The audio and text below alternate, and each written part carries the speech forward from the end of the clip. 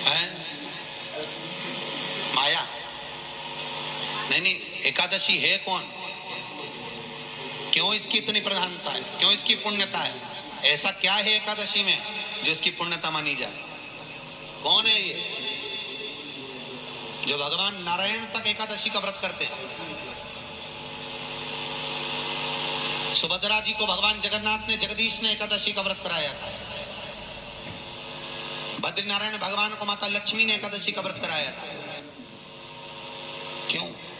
चंद्रायण एकादशी व्रत की माता। एकादशी है कौन? तो कहा जिसको व्रत करने पर भगवान नारायण भी जिसका व्रत करते हो, भगवान माता लक्ष्मी जिसका व्रत करती हो, वो एकादशी है कौन? तो शास्त्र वर्णन करता है महाराज। स्कंद पुराण का सुंदर चातुर्मास्य खंड के अंतर्गत वर्णन आया है महाराज। एक बार भगवान विष्णु आनंद में विराजमान थे। पद्मावती और माता लक्ष्मी दोनों उनके पास में विराजी हुई थी। दोनों बैठी, भगवान लक्ष्मी और पद्मावती दोनों बैठी, एक सिर के पास, एक चरण के पास। कुछ समय बाद वहीं पर ब्रह्मदेव का आगमन हुआ और ब्रह्मा जी आगमन पाकर भगवान नारायण पद्मावती से लगकर उठे और उठकर लक्ष्मी की ओर झुके। झुकने पर इन तीनों के समागम से भगवान नारायण के हृदय चित्त से एक कन्या प्रकट हो गई। उस कन्या का नाम एका था। क्या नाम था? एका। अब 10 उसके गुण इतने प्रबल थे, वो 10 गुण उसके बड़े प्रबल थे कि वो एका जिसको निहारती थी उसको संपदावान बना देती थी। जिसको देख लेती थी उसके जीवन में वो आनंद की अनुभूतियां करा देती थी। एका जिस मार्ग से जाती थी उस मार्ग के द्वार खोल देती थी। एका का पुण्य इतना पुण्य प्रकट। पद्मावती और लक्ष्मी ने कहा महाराज ये बेटी आपके द्वारा निर्मित हुई है, इसका कन्यादान करना चाहिए। हमारे यहाँ हिंदू धर्म में रीति है जिस दिन कन्यादान करा जाता है उस दिन व्रत रखा जाता है। अब आजकल रखते कि रखते हो मालूम नहीं, और कन्यादान करते समय व्रत रखा जाता है।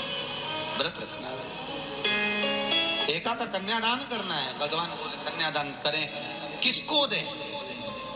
एका किसको दी जाए?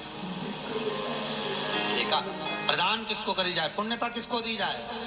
भगवान नारायण ने उसी समय लक्ष्मी और पद्मा से पूछा, तुम बताओ। पद्मा लक्ष्मी दोनों एका से पूछी, एका बताओ इसका पुण्य हम आपका हस्त कमल आपको प्रदान किसको करें, हम किसको दें? एका कहती है पिताजी, भगवान से कहती है नाथ कृपा करिएगा, मेरे को अगर प्रदान करना चाहती हो, अगर मुझे देना चाहते हो तो एक काम, एक काम यदि आप देना चाहते हो तो भगवान एक काम।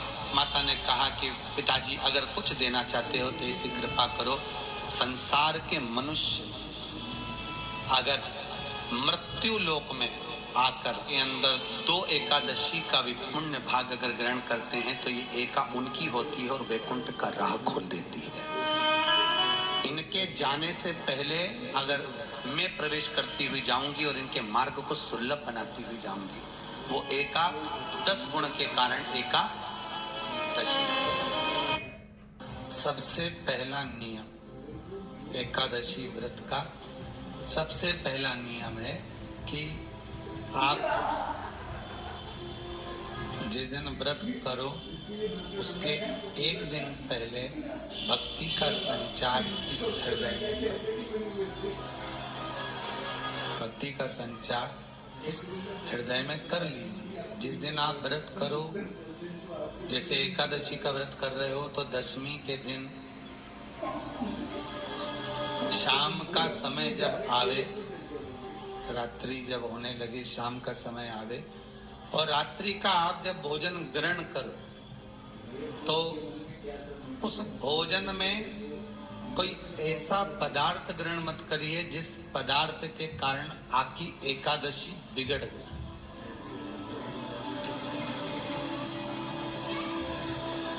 एकादशी का दूसरा नियम बहुत ध्यान से सुनिएगा।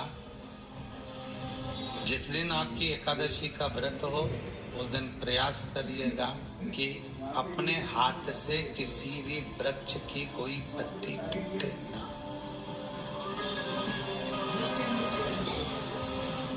अपने हाथ से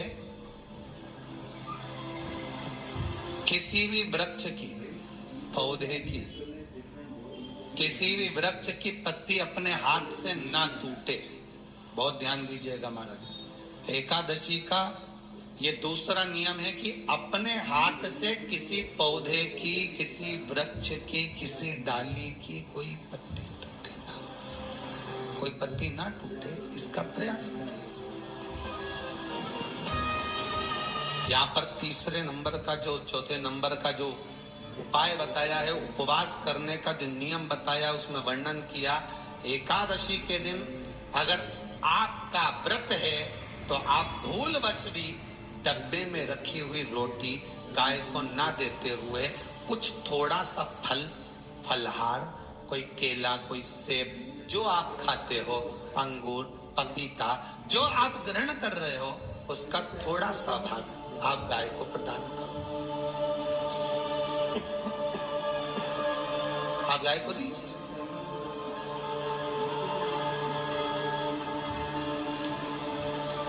रोटी ही दिए, डब्बे में से निकाल के ले गई, गाय आई है रोटी देना, देव मना नहीं। बाकी के दिन आप आपके बेटे से कह दो रोटी दिया बेटा जा, पर आप अपने हाथों से, आपका व्रत है तो आप फलाहार आप कर रहे हो तो फलाहार का ही दान गौ माता को दीजिए।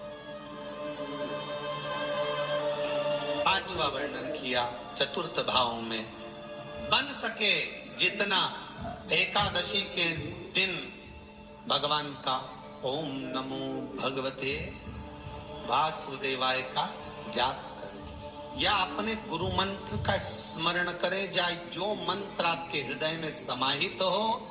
श्री शिवाय नमस्तुभ्यम, ओम नमः शिवाय, राम कृष्ण शिव, जो मन पड़े उसका भजन करें, पर दिल से करें। जितनी देर करते बने उतना देर। माला पकड़ने की भी जरूरत नहीं कि माला पकड़ के बैठता हूं तो घटकी जिब्या से जप लो, नहीं जी वही उतना में पूरा हो जाए, वही बहुत महाराज। पांचवा नियम कहा, जिस दिन आपका व्रत रहे किसी निंदक से बात ना करें। निंदक जानते हो?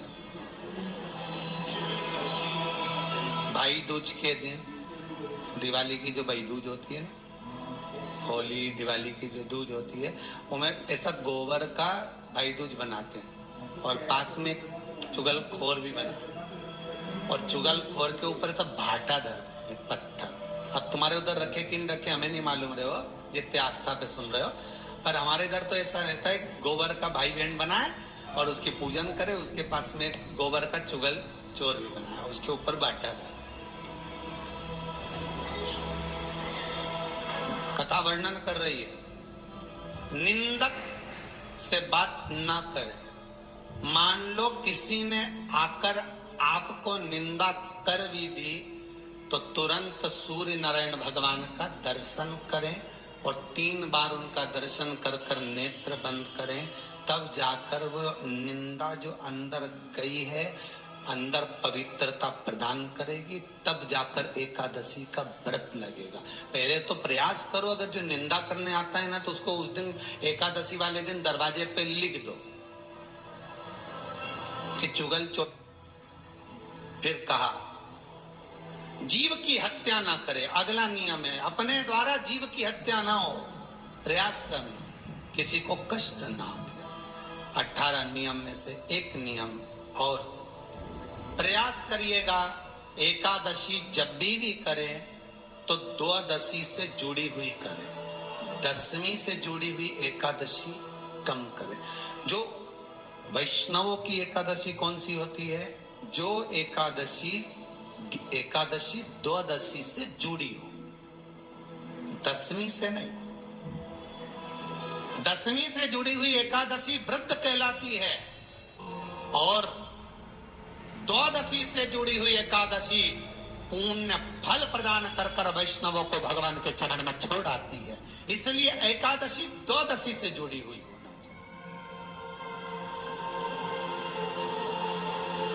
वैष्णव एकादशी। फिर अगला वर्णन किया गया। महाराज शास्त्र कहता है, अगला वर्णन जो किया गया उसमें बताया, प्रयास करें जिस दिन एकादशी हो उस दिन घर में बुआरी झाड़ू आदि जो लगती है वो दूसरा लगा लें। क्यों? उसका वर्णन है, अगर आप बुआरी लगाएंगे, झाड़ू लगाएंगे, पोछा लगाएंगे तो हो सकता है कोई जीव आपके हाथ के द्वारा मर जाए। अभी एक बार ये कथा हमने काशी में कह दी थी। कहां करोगे? सारे व्रतों में केवल एक व्रत ऐसा होता है एकादशी का जिसका उद्यापन पहली एकादशी पर भी कर सकते हो। सारे उद्यापन में केवल एक उद्यापन ऐसा होता है, सारे व्रतों में एक व्रत का उद्यापन ऐसा होता है, वो है एकादशी का। ये जरूरी नहीं कि 26 पूरी होगी तभी तुम करोगे, या तो पहली में कर लो या फिर 26 पूरी हो तब कर। पर उद्यापन, अब तुमको ऐसा लगे कि हाँ मैं अभी तो जीऊंगी हो, अभी तुम्हारा बाल भी धोला नहीं हुआ, तुमको ऐसा लगे तो अभी तो मैं तो बढ़िया, तो पहली पर करने से क्या फल मिलेगा?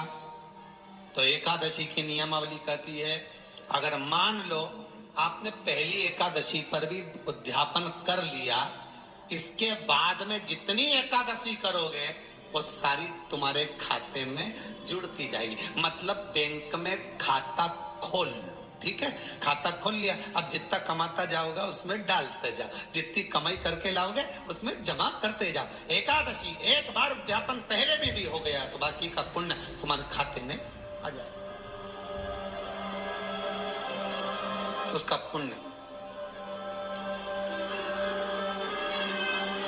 एकादशी का उद्यापन बड़े महीने में माघ शुक्ल एकादशी के दिन, माघ का महीना हो, शुक्ल पक्ष की जम के बोलिए एकादशी हो, प्रयास करना कि आप उद्यापन करें, भले 5, 10, 11, 12 जितनी एकादशी हो जाए, 26 हो जाए तो ज्यादा अच्छी है, नहीं तो आप करें तो माघ महीने की शुक्ल पक्ष की एकादशी के दिन आप उद्यापन करें। प्रयास रखें, प्रयास बड़े महीने के अंतर्गत जो उद्यापन, हाँ चतुर्मास के अंतर्गत उद्यापन नहीं होता एकादशी का, बहुत ध्यान दीजिए। ये जो सावन भादो कुंवर कार्तिक जो 4 महीना होते हैं भगवान के शयन करने के, इसके अंतर्गत एकादशी का उद्यापन नहीं होता, और इसके अंतर्गत उद्यापन करना भी नहीं चाहिए एकादशी। एकादशी का उद्यापन माघ महीने की शुक्ल पक्ष की एकादशी के दिन आप बहुत प्रेम से आनंद के साथ करिए महाराज। परंतु एकादशी के उद्यापन में सबसे ज्यादा अगर कुछ जरूरी होता है तो 24 तरह का नैवेद्य जरूरी होता है। कितने तरह का? 24 तरह का नैवेद्य। अब आप कहोगे गुरुजी उद्यापन हम कर रहे हैं एकादशी का, तो उसमें तो फलहार का हमें नैवेद्य बनाना चाहिए, तो फिर ये पुराण के अंतर्गत स्कंद पुराण में ये चीज लिखी है कि एकादशी का जब उद्यापन करते हैं तो 24 तरह का नैवेद्य बनाकर सिद्ध करते। 24 तरह का नैवेद्य जान रख लेना, हलवा बना लो, खीर बना लो, पूड़ी बना लो, सब्जी बना लो, पकोड़ा बना लो, भजिया बना लो, ऐसे 24 तरह का नैवेद्य अलग अलग चाहिए। पर लोग क्या करते हैं, खोपरा पाक बनवा लेते हैं 1-2 किलो और 24 जगह रख देते हैं। स्वीकृत नहीं है। 24 तरह का नैवेद्य रखा जाता है। महाराज एकादशी के दिन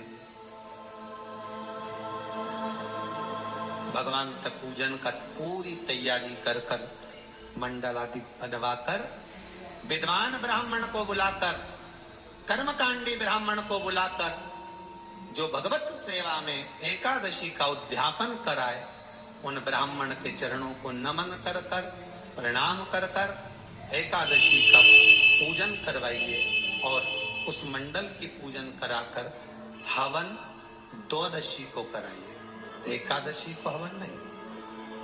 एकादशी के उद्यापन का जो हवन होता है वो द्वादशी